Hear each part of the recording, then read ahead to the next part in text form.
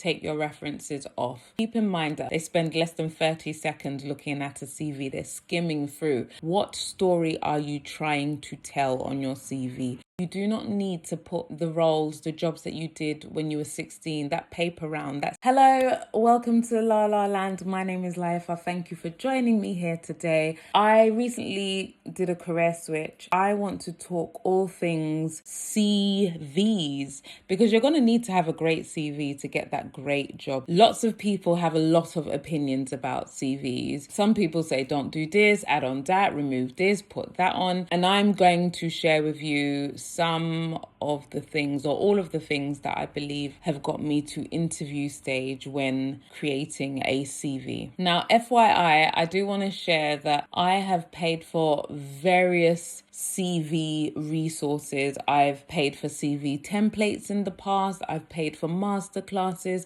I've paid for one-to-ones. I've had a friend review my CV as well as a mentor review my CV. People that work in HR review my CV. Now, one of the things that I have taken away from all of these resources that I've paid for, one of the key consistencies is what story are you trying to tell on your CV? Who are you? Especially when you're going for a professional role. It's not a generic CV where you just slap everything on there. So as I said, the general consensus is what story are you trying to tell on your CV about yourself? What do you want the recruiter to know about you?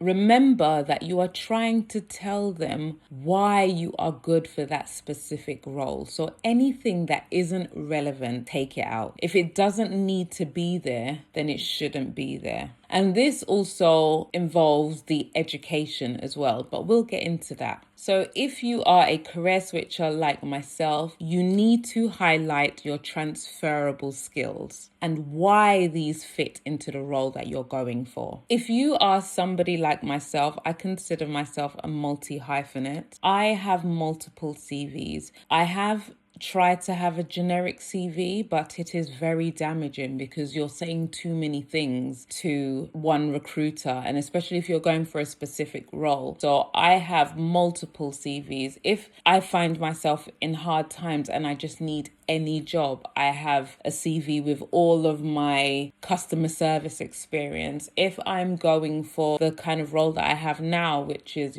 technical within software, I make sure that my CV is very technical. If the role is a design role, so maybe graphic design, UX, UI design, make sure that your CV is tailored to that specific role. Now, again, if you are somebody like myself, I wouldn't recommend it because it takes up a lot of time to have multiple CVs. You can have a generic CV for potentially if you were to land on hard times. The economy is ever changing and you might be a six-figure babe one day and then an unemployed babe another day because redundancies are being flung left, right and center and you just need work. And you shouldn't be ashamed of that you need to just pick up a job for the meantime. Do not let your job role dictate who you are. And then, of course, outside of that, you have the CV that reflects all the key skills that you have for the particular role that you are going for. Okay, so now let's talk about the fundamentals. Get yourself a pen and paper. What I will try and do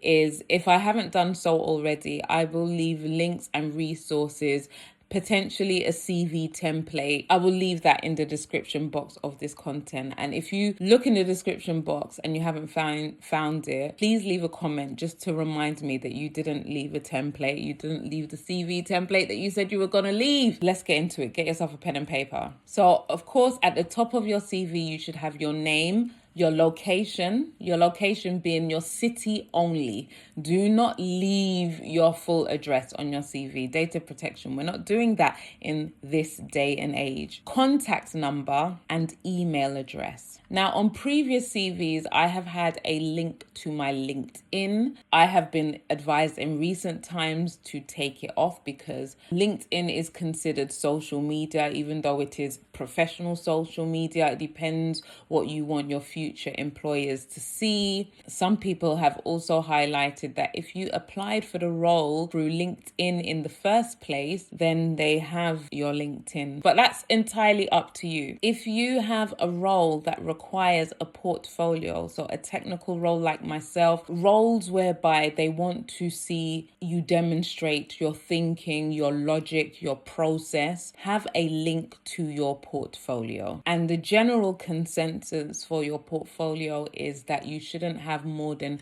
3 projects. Keep your portfolio up to date. After the heading with your name, your email, and all of that good stuff, right? You may consider having a professional summary. This is just a short paragraph, just highlighting who you are. This is really subjective. Some people say it looks like you have more experience, it comes across more professional. Some people say don't have it. This is really, really subjective. So it's really up to you.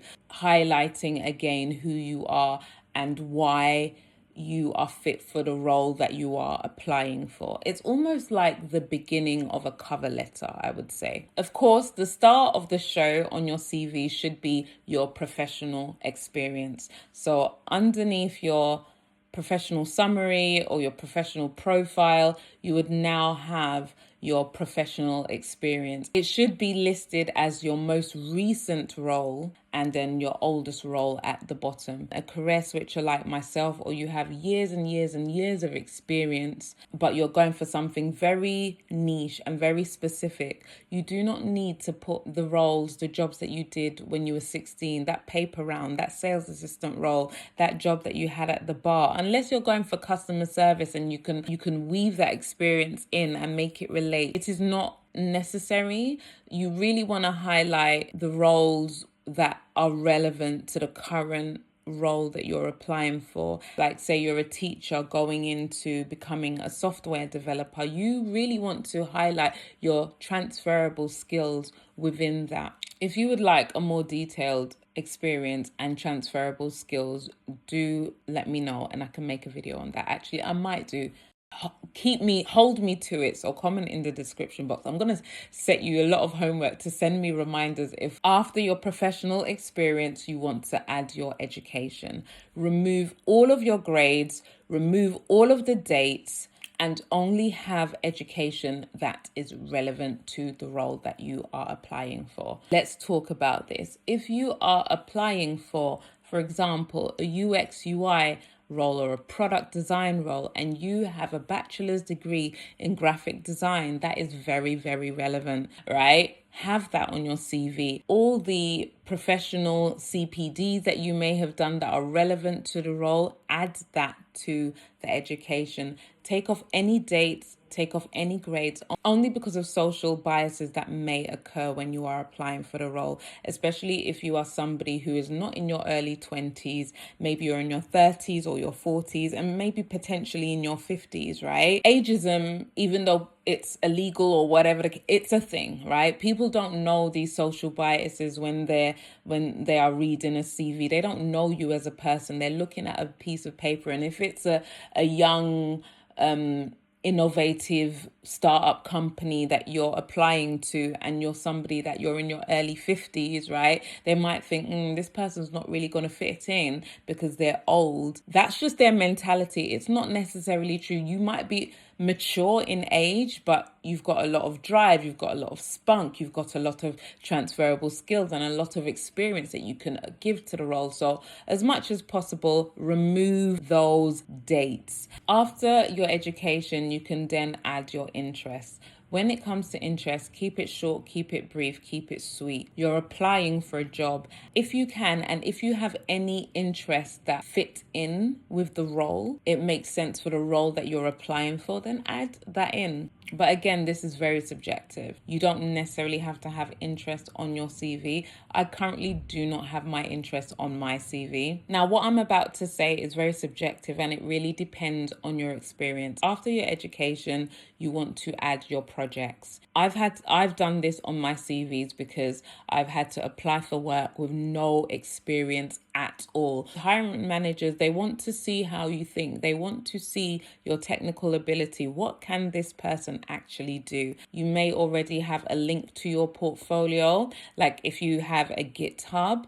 What I've done in my own personal CV is I've listed maybe the 2 or 3 projects that I'm highlighting and the direct link to said projects, so that even if the hiring manager clicks on the GitHub, it just takes them to the generic GitHub, and it's a lot of faffing about and moving around. Keep in mind that a lot of people, they spend less than 30 seconds looking at a CV. They're skimming through. So you want to make it as quick and as easy as possible. So if you have like just a one-liner description about what the project is, and then a link to that specific project, whether it's live or the source code, have that there. Portfolios also might be good if you are contracting. I've never contracted, well, not in this current capacity. Back in the day when I was much younger, I used to list my references on my CV. Don't do that. Take your references off. If you get as far as you need to get to, like want to offer you a role, they then will ask for your references. Pardon me if I'm saying something that is very obvious. I would love to hear your comments. If you do have any other suggestions, if you are somebody that works in HR and you want to create dialogue, or you are a service provider, as in you help people fix their CVs, leave a comment. Let people find you easily. And if you are somebody who has more experience than I do in the CV creation process and you disagree with some of the things that I've said, please leave dialogue. Again, I like to emphasize that some of the sections that I've mentioned are subjective, and it really depends on the type of role that you're going for. If you have enjoyed this video, what are you doing?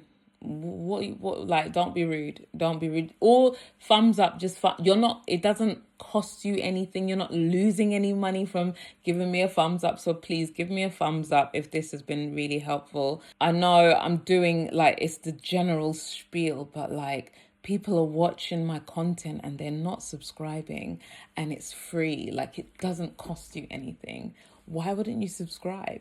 It helps to push my content out there. So do all the right things. Until the next one. Bye.